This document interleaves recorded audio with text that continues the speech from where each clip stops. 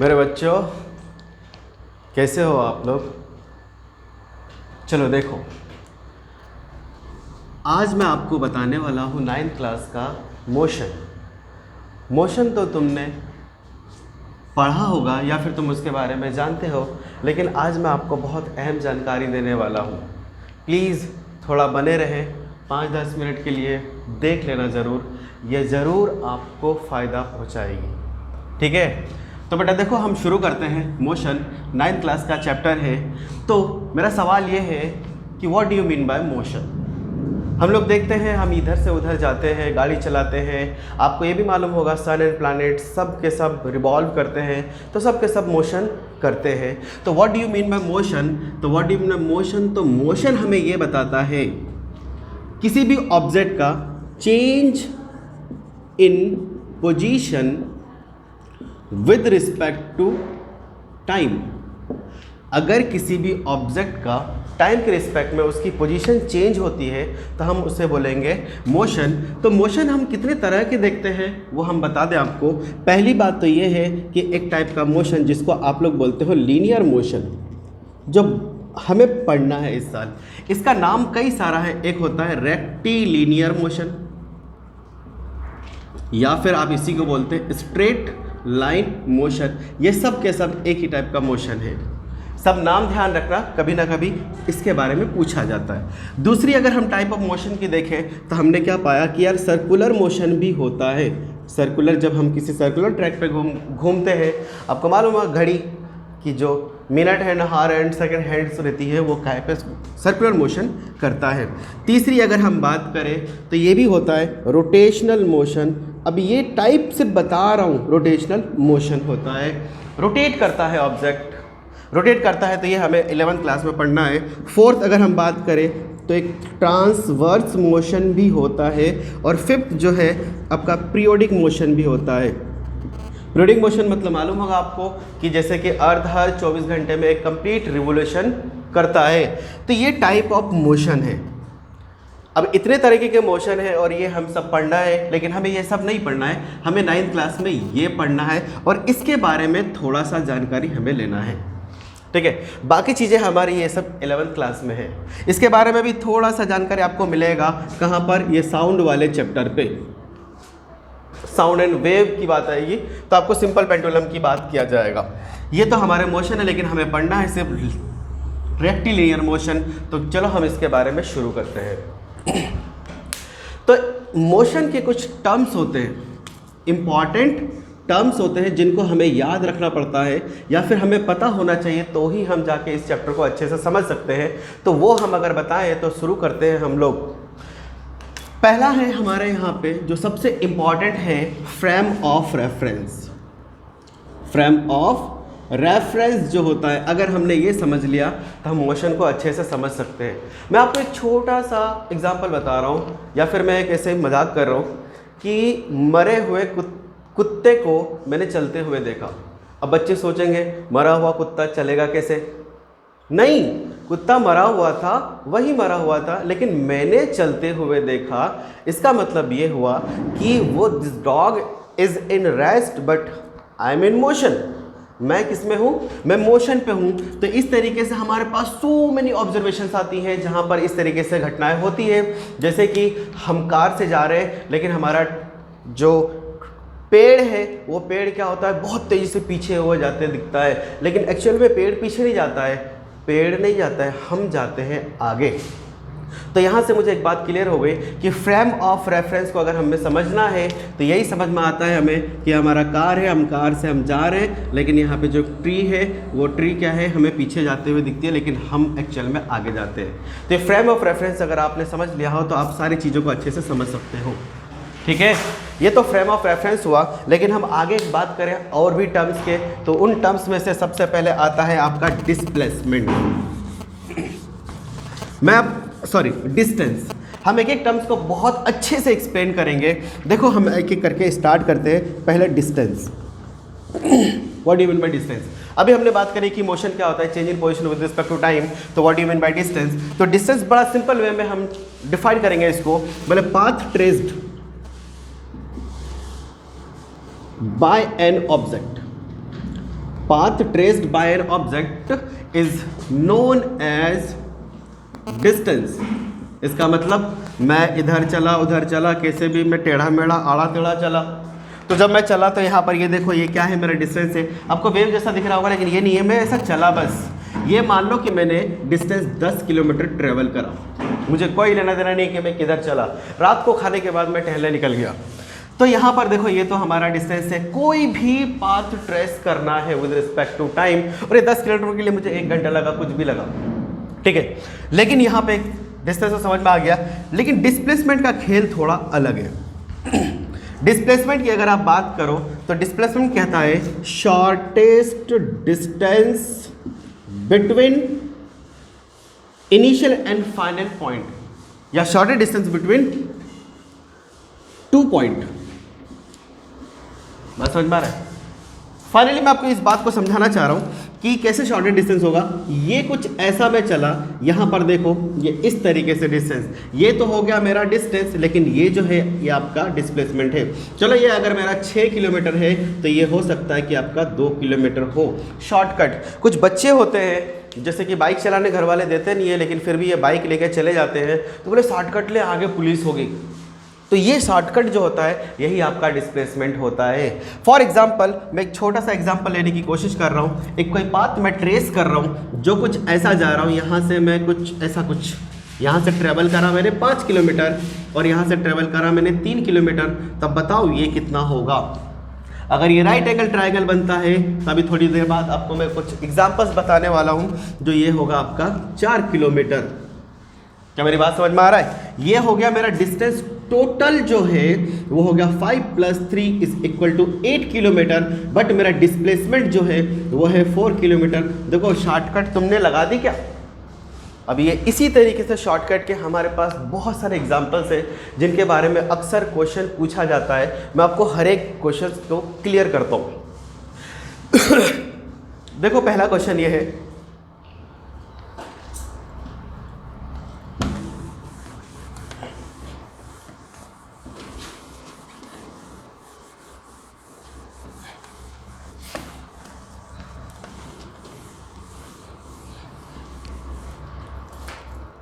आपको डिस्टेंस और डिस्प्लेसमेंट तो समझ में आ गया। जैसे कुछ क्वेश्चंस हम लोग करते हैं, क्वेश्चंस बहुत इजी होने वाला है। आपको पहला ऐसा क्वेश्चन ले लेते हैं मैं, अब डायरेक्शंस के अकॉर्डिंग। क्या बच्चों आपको मालूम है कि डायरेक्शन कैसे हम लोग मेजर करते हैं? डायरेक्शन अगर आपको ऐसा बताना है कॉपी पेपर में तो आप ये बताओगे ऊपर होता है नॉर्थ, नीचे होता है साउथ, इधर होता है आपका ईस्ट और इधर होता है आपका वेस्ट। ये डायरेक्शन ध्यान रखना अगर आपको मालूम नहीं है तो। देखो डायरेक्शन के अकॉर्डिंग हम सवाल करते हैं, तो मैंने बोला कि a man travel 8 kilometre toward east. ये किधर गया? 8 kilometre toward east and turn to 8 kilometre north. बात समझ में आ रहा? अगेन ही टर्न 7 किलोमीटर या 9 kilometre what ever, 7 kilometre toward east. तो आपको बताना है कि फाइंड डिस्टेंस एंड डिस्प्लेसमेंट। ये तो नॉर्मल सा सवाल है। कैसे? देखो हमारे पास यहाँ पे ये डायग्राम है, ये डायरेक्शंस का डायग्राम है जो हमें साफ साफ बताएगा, जो ये बताएगा कि देखो बंदा किधर चला 8 किलोमीटर ईस्ट, ये ईस्ट इधर गया 8 किलोमीटर हो गया मेरा, ठीक है। फिर किधर गया 8 किलोमीटर, किधर गया ये 8 किलोमीटर नॉर्थ की तरफ, ये इधर चला गया। फिर इसको कुछ समझ में आया, बोले इधर कितना 7 किलोमीटर, ये इधर चला गया। अब आपको बताना है कि डिस्टेंस और डिस्प्लेसमेंट कितना होगा। Very simple. अभी डिस्टेंस का बोला था, डिस्टेंस का path trace by an object. वो पाथ ट्रेस कर रहा है तो ये ऐसा गया, ऐसा गया, ऐसा गया, तो डिस्टेंस तो बहुत ईजी है। लेकिन डिस्प्लेसमेंट क्या होगा हम उसके बारे में बात करने वाले हैं। देखो इधर क्या होगा डिस्प्लेसमेंट। पहले तो डिस्टेंस की बात कर लेते हैं। डिस्टेंस क्या हुआ? 8 + 8 + 7, 8 + 8 + 7, तो यहाँ पे 8 16, ठीक है। और ये हो गया 23 किलोमीटर, ये आप डिस्टेंस ट्रेवल कर रहे हो, ठीक है। लेकिन जब मैं डिस्प्लेसमेंट की बात करूं तो ये क्या होता है, shortest distance between initial and final position. तो ये आपका ओ इनिशियल है और ये ए आपका फाइनल है। चलो ये इस तरीके से क्या ये शॉर्टकट यही होगा क्या, ये है मेरा डिस्प्लेसमेंट। अब ये जो डिस्प्लेसमेंट है, अब मुझे इसको कैसे निकालना है, तो बेटा बचपन में हमने सीखा है पाइथागोरस थ्योरम। देखो इसको इधर एक्सटेंड कर दो, अब ये कैसा बन गया, पैरेललोग्राम जैसा कुछ बन गया। अगर ये 7 है तो ये भी आपका 7 होगा, और अगर ये 8 है तो ये भी आपका 8 होगा। इसको मैंने बोल दिया बी पॉइंट। चलो मज़ेदार बात ये है कि यहाँ पर एक ट्राइंगल बन गया ओ ए बी में, मैं लगा देता हूँ बाय पाइथागोरस थ्योरम। जब पाइथागोरस थ्योरम मैंने लगाया तो मैंने क्या पाया, सबको मालूम है एच स्क्वायर बराबर B square plus B square होता है। यहाँ पर एच का स्क्वायर तो मुझे निकालना ही है ना, तो यहाँ पर ये जो डिस्टेंस है, अब ये डिस्टेंस कितना होगा, 8 + 7, ये हो गया आपका 15 किलोमीटर। तो देखो परपेंडिकुलर मेरा 8 का स्क्वायर और ये क्या हो गया मेरा 15 का स्क्वायर। तो यहाँ पर H square equal to 64 plus में 2 to 5, अब ये हो गया 9, ये हो गया 8, ये हो गया आपका 289। कितना हो गया ये, जब इसको मैंने ऐड करा 289। अब h इज इक्वल टू 289 का अंडर रूट लेंगे तो h इक्वल टू मेरा 17 किलोमीटर। देखो शॉर्टकट तुमने ले ली बच्चे। तो ये शॉर्टकट डिस्टेंस, इस तरीके से सवाल आता है। आप यहाँ पे कैसे भी सवाल कर सकते हो इस अरेंजमेंट, इस तरीके के क्वेश्चंस को। बस डायरेक्शन आपको ध्यान रखना है कि मैं नॉर्थ की तरफ कितना जा रहा हूँ और ईस्ट की तरफ, अलग अलग डायरेक्शंस के हिसाब से आप बता सकते हो। ठीक है, तो चलो ये बात तो हो गई। लेकिन यहाँ पर एक सबसे अहम सवाल आता है कि जब हम सर्कुलर ट्रैक में मोशन करते हैं, फिर मैं इसके बाद आपको डिस्टेंस एंड डिस्प्लेसमेंट का डिफरेंस भी बताने वाला हूँ। लेकिन यहाँ पर सबसे अहम सवाल है सर्कुलर ट्रैक का, जो बहुत ही इंपॉर्टेंट रहता है। यहाँ से सीबीएसई के बच्चों को सवाल पूछता ही है, तो बेटा प्लीज़ थोड़ा ध्यान से देखो। अब हम लोग बात करते हैं मोशन इन सर्कुलर ट्रैक। अब what do you mean bye circular track, सबको समझ में आता है। मैं इस तरीके से सर्कल पे मोशन करूँगा, ये सर्कल दिख रहा है, तो चलो भैया हम बात कर लेते हैं, इसकी रेडियस r हो सकती है। ठीक है, तो देखो हम कैसे अलग अलग सिस्टम, अलग अलग कंडीशंस बताऊंगा। यहाँ पे 4-5 केस आने वाले हैं, जिससे हर एक तरीके से आपको हर कॉन्सेप्ट आपकी क्लियर हो जाएंगे। पहला मैंने बोला कि अगर मैंने फॉर कंप्लीट सर्कल ले लिया, पूरी सर्कल ले ली, तो अब बताओ इसका डिस्टेंस क्या होगा एंड डिस्प्लेसमेंट क्या होगा। बच्चे बहुत इजी है, मैं जब आपको डिस्टेंस और डिस्प्लेसमेंट में डिफरेंस बताऊंगा ना, तो सारे कॉन्सेप्ट्स क्लियर कर दूंगा। बस थोड़ी देर, बस आप बने रहे। ठीक है, देखो डिस्टेंस की अगर हम बात करें तो हमको यही समझ में आता है कि देखो यहाँ पे डिस्टेंस क्या है। आप इनिशियल मान लो यहाँ से करते हो तो ये पूरा कवर करते हो, तो डिस्टेंस तो path trace by an object, path trace कर रहा है ये 2πr। बोले सर 2πr कैसे आया, पेरीमीटर ऑफ सर्कल सबको मालूम है 2πr होता है। लेकिन जब डिस्प्लेसमेंट की बारी आती है तो ये बोलता है कि the shortcut distance between initial and final position. Shortcut distance between initial and final position जो कुछ ऐसा बताता है, मैंने यहाँ से इनिशियल करा और यहाँ से मैंने फाइनल भी वहीं पे आया, तो डिस्प्लेसमेंट शुड बी 0। डिफरेंस बहुत इजी है और अंडरस्टैंडिंग है, ये है कि what do you mean by distance and displacement, या difference between distance and displacement. तो एक तो ये हो गया कि displacement should be 0 but distance never be 0। अभी थोड़ी देर में बात करने वाला हूँ। पहला पॉइंट क्या था मेरा कि फॉर कंप्लीट सर्कल के लिए मैंने यहाँ पर डिस्टेंस और डिस्प्लेसमेंट निकाला। लेकिन दूसरी अगर मैं बात करूँ फॉर हाफ साइकिल,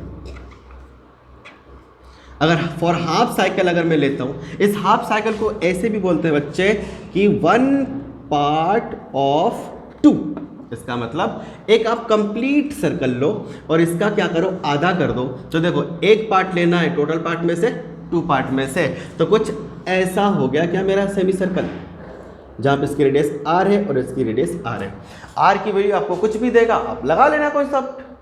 ठीक है, तो यहाँ पर अगर हम डिस्टेंस की बात करें तो डिस्टेंस तो सीधा सीधा समझ में आता है कि half of the circle that is the perimeter का हाफ। तो ये 2πr का ये हाफ हो गया, मतलब πr।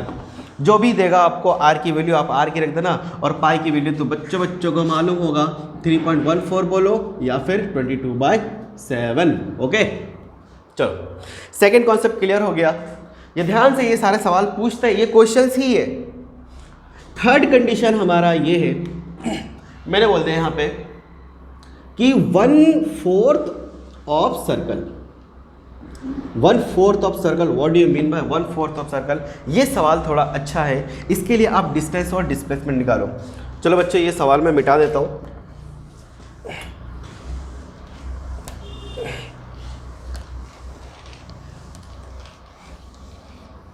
देखो 1/4 ऑफ सर्कल की बात करें, मतलब सर्कल का 1/4 पार्ट, 4th पार्ट कुछ ऐसा हो गया क्या? अब इसका मुझे 1 पार्ट लेना है, ये 1 पार्ट लेना है कितना? आउट ऑफ 4 पार्ट से। देखो आउट ऑफ 4 पार्ट कैसे? देखो 1 पार्ट का 4 पार्ट कैसे हुआ? 1/4 प्लस 1/4 प्लस 1/4 प्लस 1/4, सबका 1/4 है। जब इसको आप सॉल्व करोगे तो 4/4। अरे ठीक है क्या? चलो 1/4 पार्ट अगर मैं बाहर निकालता हूं तो मैंने कुछ ऐसा निकला, ये पार्ट मैंने निकाल लिया। यहां पर इन सब की रेडियस आर है, ये आर है, ये आर है। डिस्टेंस तो समझ में आता है, क्या समझ में आता है? डिस्टेंस। डिस्टेंस क्या समझ में आता है कि सर 2πr का 4 पार्ट, क्योंकि आपने 4 पार्ट में से 1 पार्ट का निकालना है तो उसके 4 पार्ट कर दो। अरे इसमें 2 करा था ना, इसमें मैंने 4 कर दिया। लेकिन डिस्प्लेसमेंट के लिए थोड़ा सा दिमाग लगाना पड़ेगा। क्या दिमाग? बच्चों जरा सा दिमाग है वो। ये रेडियस आर है, ये रेडियस भी मेरा आर है। देखो ये आर, ये आर है, ठीक है। मुझे चाहिए ये वाला डिस्टेंस, क्योंकि यही है मेरा डिस्प्लेसमेंट। डिस्प्लेसमेंट क्या कहता है? The shortest distance between initial and final position, जिसको आप x2 माइनस x1 से भी लिखते हो। ये देखो डेल्टा x, ऐसा भी लिखता है, घबराने का नहीं। तो देखो ये निकालेंगे ना, तो मैंने बोला इस ट्रायंगल में बाय पाइथागोरस थ्योरम में इजीली लगा देता हूँ। जब पाइथागोरस थ्योरम लगाऊंगा तो आप क्या बोलोगे? इसको नाम दे दो OAB, ठीक है। तो AB का स्क्वायर इजकल टू OA का स्क्वायर प्लस में OB का स्क्वायर। इतनी बड़ी बात थी ही नहीं। AB स्क्वायर यही तो मुझे चाहिए। ये क्या हो गया? R square plus R square, ये हो गया 2R का स्क्वायर। रूट चढ़ाऊंगा इसमें 2R स्क्वायर, ये आएगा R√2। तो बच्चों आपका डिस्प्लेसमेंट क्या आ गया? डिस्प्लेसमेंट क्या आ गया? अरे R√2 कितना ईजी है, कितना ईजी है। आप R√2 आराम से निकाल लेना, ठीक है। अच्छा नेक्स्ट सवाल ये है कि अगर मैं 3/4 ऑफ सर्कल लेता हूँ, 3/4 ऑफ सर्कल मतलब 3 पार्ट लेना है मुझे। कितने का? 3 पार्ट लेना है एक पूरे सर्कल का। तो यहाँ देखो छोटा सा जगह हमारे पास बचा है, यहाँ पे हम इसमें कर लेते हैं कि 3/4 ऑफ सर्कल। इसका मतलब इस सर्कल में से 1 2 3 पार्ट मुझे यहाँ तक कवर करना है। कहाँ तक कवर करना है बच्चों? यहाँ तक कवर करना है। अच्छा जब यहाँ तक कवर करना है तो आप यही बोलोगे कि सर कुछ तो ये तो कुछ ऐसा है। आप अरे बना ही लेते हैं ना हमेशा, और ये थोड़ा सा दिमाग लगा लेते हैं, ठीक है। हमें ये चीज़ चाहिए, है ना, है ना बच्चों। तो ये रेडियस आर है, ये भी रेडियस आर है। आपको 3/4 तक देखो कैसे 3/4 1 सर्कल का 3/4 प्लस 3/4 प्लस 3/4 प्लस 3/4, तो आपका कितना हो गया? ये 12/4। ये 3 पार्ट आए क्या? ठीक है। तो ये 3/4 का अगर हमें निकालना है तो सबसे पहले डिस्टेंस निकाल लेता हूं मैं। डिस्टेंस थोड़ा इसका टफ, यार कोई टफ वाली बात नहीं है। देखो तो क्या पूरा सर्कल मेरा 2πr है क्या? पूरा सर्कल मेरा 2πr है, ये 2πr हो गया मेरा पूरे सर्कल का। अच्छा अभी मैंने 1 पार्ट का क्या पढ़ाया था? 1 पार्ट का होता है आपका 2πr/4। एक काम करो, इस पूरे सर्कल में से इतना अगर मैं घटा दूं तो मेरा काम बन जाएगा।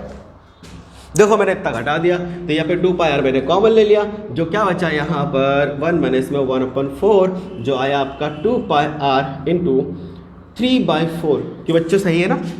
अरे 4 इधर एलसीएम लेके 4 - 1 3/4, तो ये कट गया, मेरा बचा 2।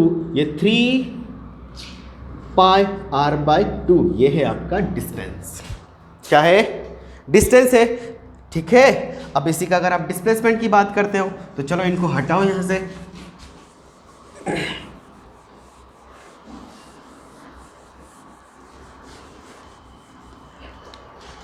देखो इसी का अगर मैं यहाँ पे डिस्प्लेसमेंट निकालता हूँ, सॉरी, तो ये कुछ ऐसा होगा। ये पार्ट, ये कुछ यहाँ से रेडियस आर, यहाँ से रेडियस ये भी हो गया r, ये डिस्टेंस मुझे चाहिए ना, यही तो है हमारा डिस्प्लेसमेंट। तो सिंपली ये क्या बन गया, अरे राइट एंगल ट्राइंगल बन गया r और ये r। तो ये अभी बताया था कि r√2 होगा इस केस में भी, कि ये सर्कुलर ट्रैक के सारे सवाल आपसे हो जाएंगे। मैं उम्मीद करता हूँ आपको हर एक सवाल हो जाएंगे, आपको कैसे भी सवाल पूछा जाएगा आप इनके सवाल कर लेंगे, ठीक है। ये तो हो गया मेरा सर्कुलर ट्रैक का डिस्टेंस एंड डिस्प्लेसमेंट। लेकिन अब हम बात करने वाले हैं difference between distance and displacement, जो बहुत ही मज़ेदार तरीके से मैं आपको बताने वाला हूँ, बस आप बने रहें। देखिए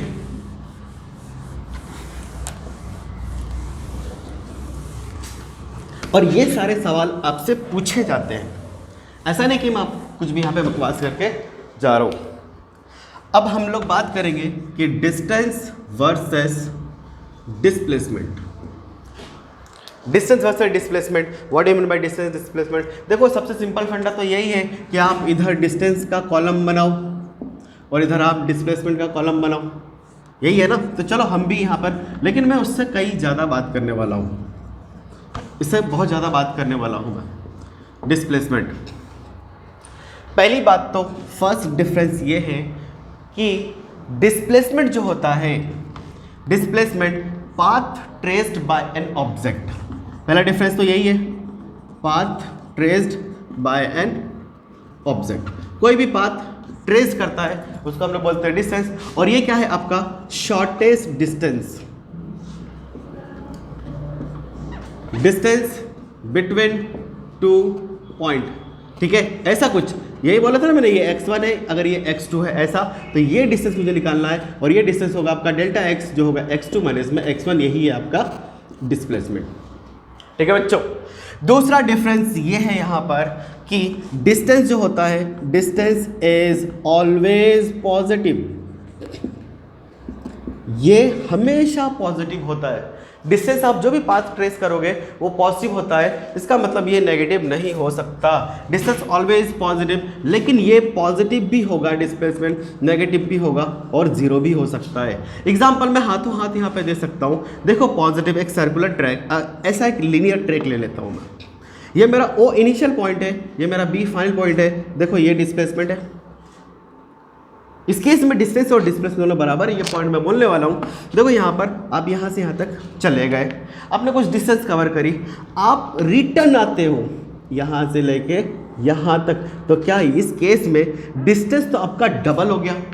मान लो इधर से इधर गए आपके 2 किलोमीटर, लेकिन इस केस में डिस्टेंस अगर फिर वापस आए तो डिस्टेंस आपका 2 + 2 कितना हो गया, 4 हो गया।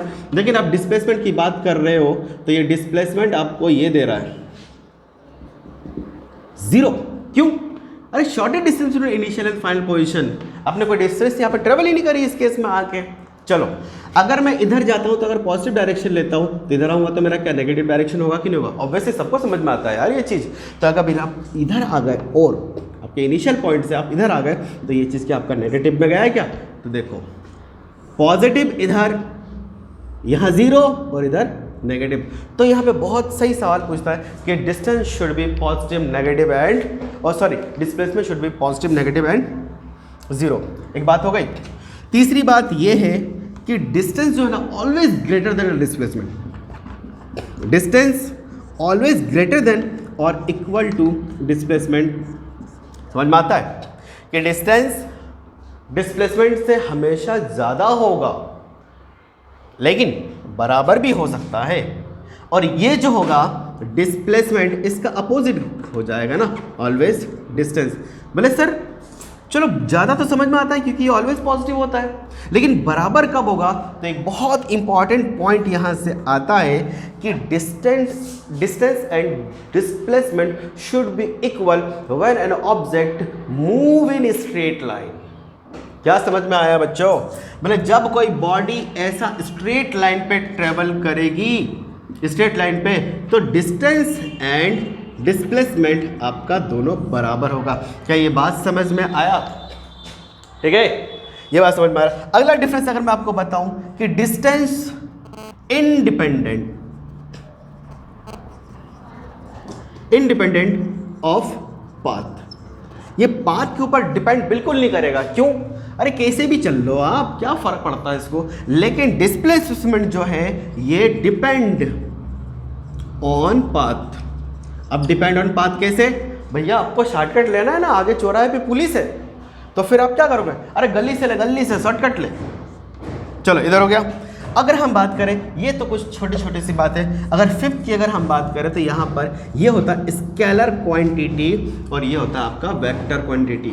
बच्चों स्केलर और वेक्टर के बारे में अगर नहीं मालूम है तो मैं आपको बताने वाला हूँ। देखो स्केलर और वेक्टर क्या होता है, बहुत अच्छी बात है, आपको पता होना चाहिए।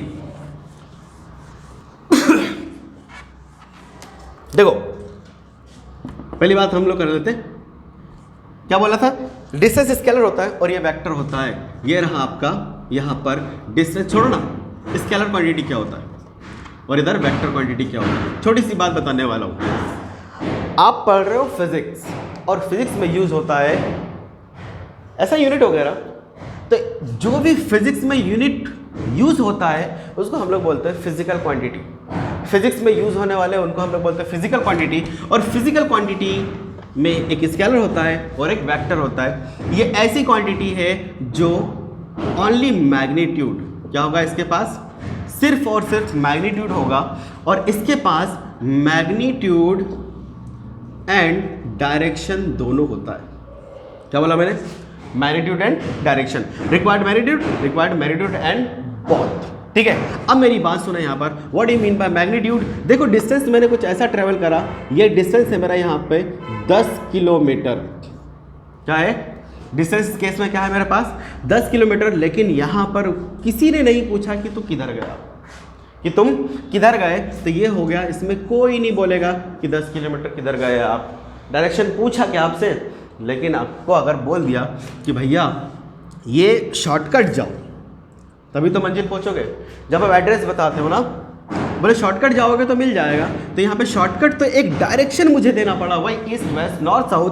तो यहाँ पर देखो मैग्नीट्यूड और डायरेक्शन, चलो मान लो अगर ये 4-5 किलोमीटर आ गया तो ये क्या हो गया आपका? डायरेक्शन लगा। लेकिन ये डिस्प्लेसमेंट क्या हो गया आपका? वेक्टर। और डिस्टेंस क्या हो गया आपका? स्केलर। देखो यहाँ पे एक बहुत अच्छी बात बता रहा हूँ जो आप 11th क्लास में पढ़ने वाले हो, कि वेक्टर तो मैग्नीट्यूड एंड डायरेक्शन दोनों तो मांगता है, और साथ में ओवे वेक्टर लॉ, साथ में वेक्टर के लॉ को भी ये फॉलो करेगा। क्योंकि अभी मैं आपको बता दूं एक तीसरी क्वांटिटी भी होती है जिसको हम लोग बोलते हैं टेंसर क्वांटिटी।